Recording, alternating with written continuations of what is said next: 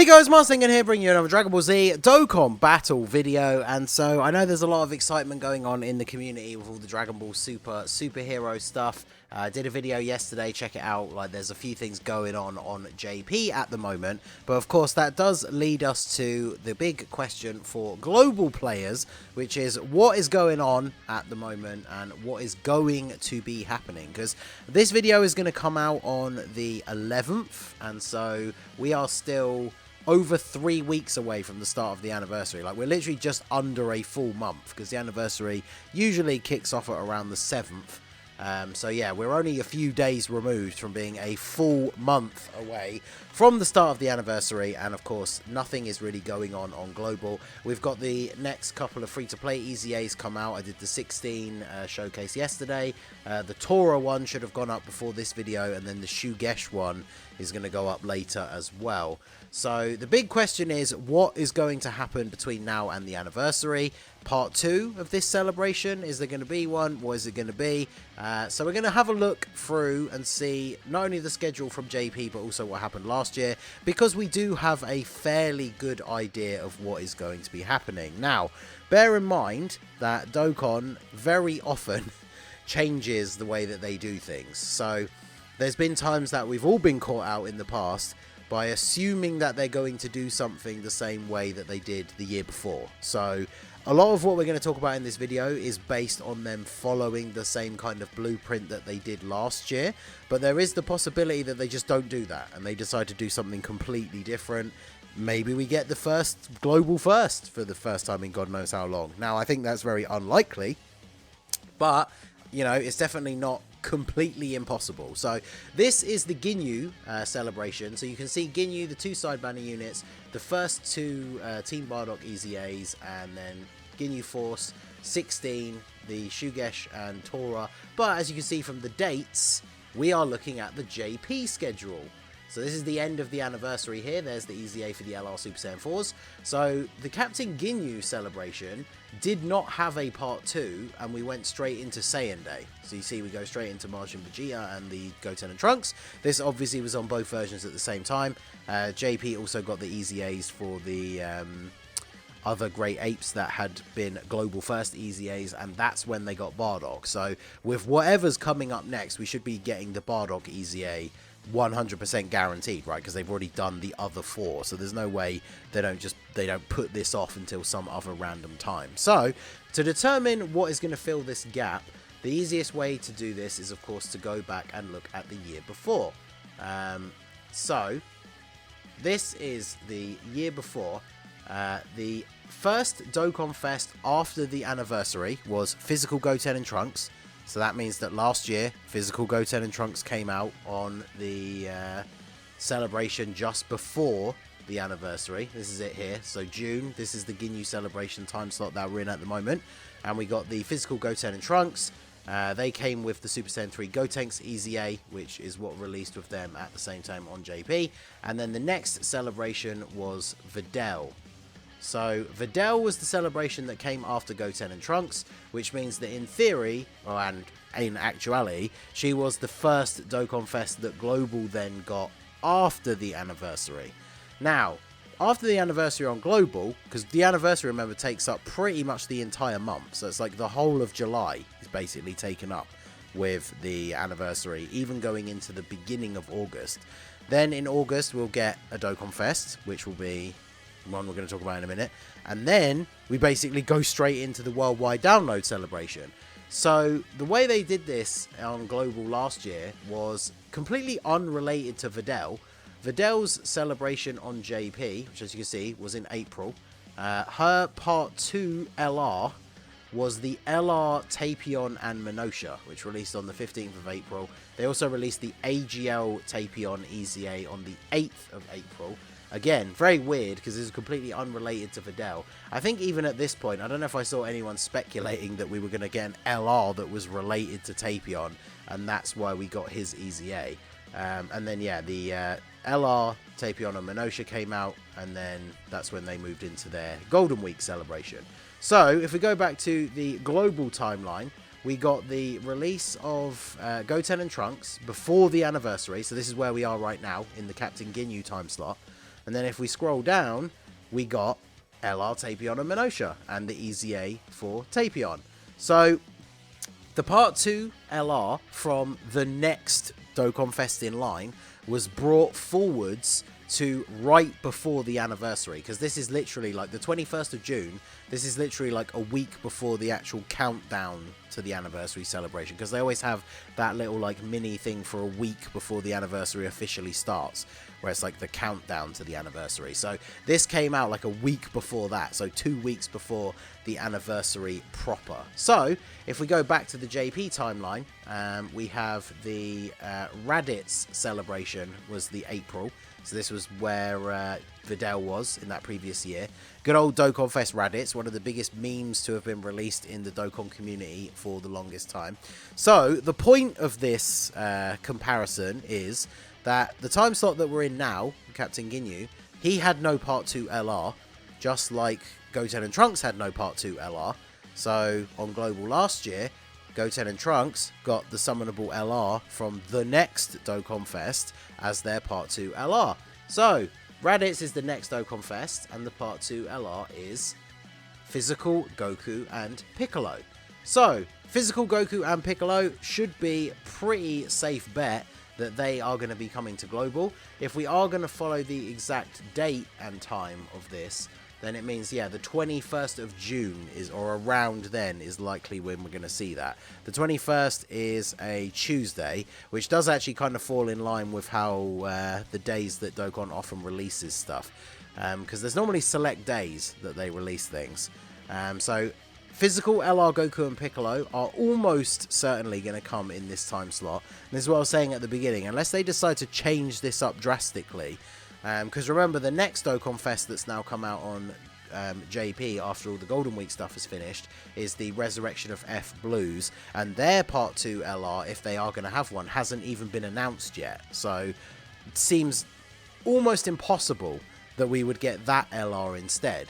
So in this time slot on Global, we are going to get the Physical LR, Goku, and Piccolo. So I would almost bet this is like 99.9% likely, but the big question is, what else is going to come with it? Because we can't just have 2 weeks before the anniversary properly starts, especially now when there's like nothing going on apart from one more free-to-play EZA come out, which is the STR Bardock.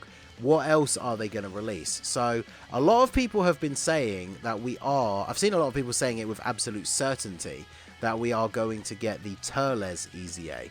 Because if you look at the dates again, this Turles EZA came out a week before the LR, just like on JP the year before, Tapion got his EZA a week before the LR, Tapion, and Minosha.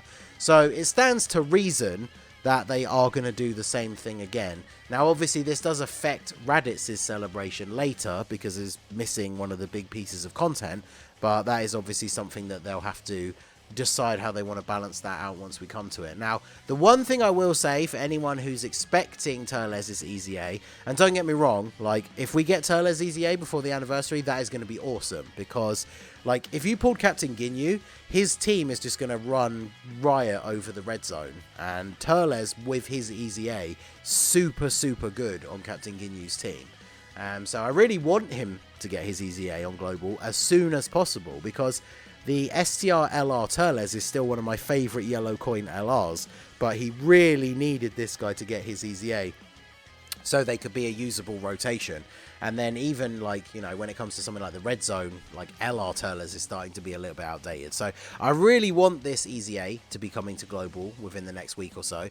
But the only thing I would say is last year with the Tapion EZA, the AGL Tapion, I almost feel like they had to release that alongside the LR, right? Because of the link set that LR Tapion and Minosha has, they're pretty much unrunnable unless you run them with AGL EZA Tapion, because you can't run them with the tech one because he doesn't have an EZA, so he sucks. And other than that, their link set is not particularly good. So I feel like they absolutely had to EZA Tapion alongside releasing that LR. Otherwise, nobody would have summoned for him because you have no way to run him. So I think that means it's not necessarily 100% that we'll get Turles, because he's not directly linked to Goku and Piccolo. Like, they're not on a lot of the same teams. He does support all allies and not just Extreme, so he does support them, but they're not tied together at all. But considering everything that we've looked at and how the timeline has panned out, I do very much expect that we will get Turles EZA along with them. Because if we look back again to the celebration on Global, we got the 2 EZAs, but we didn't get any of the other like bonus stuff. Because if we go back to this, where they got the EZAs, they had a world tournament. Though actually there wasn't any other bonus stuff. So I wonder if they're going to put in the Super Strike Vegeta, because we just got Super Strike 16. So I could expect him staying with the Raditz celebration for sure, and these guys as well. So it probably is literally part 2, which is going to be coming up within the next week, is probably just going to be Turles EZA, LR Piccolo and Goku, and then the STR Bardock EZA.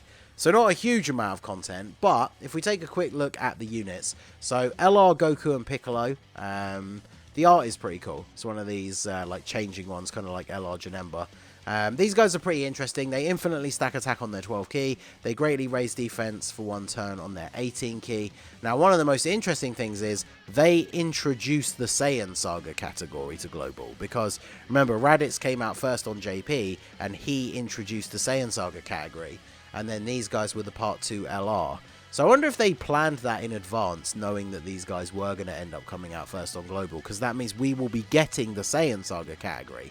Although we'll be missing Raditz, the new Nappa, and of course the Part 2 LRs from the Anniversary, the Kaioken Goku and the Great Ape Vegeta.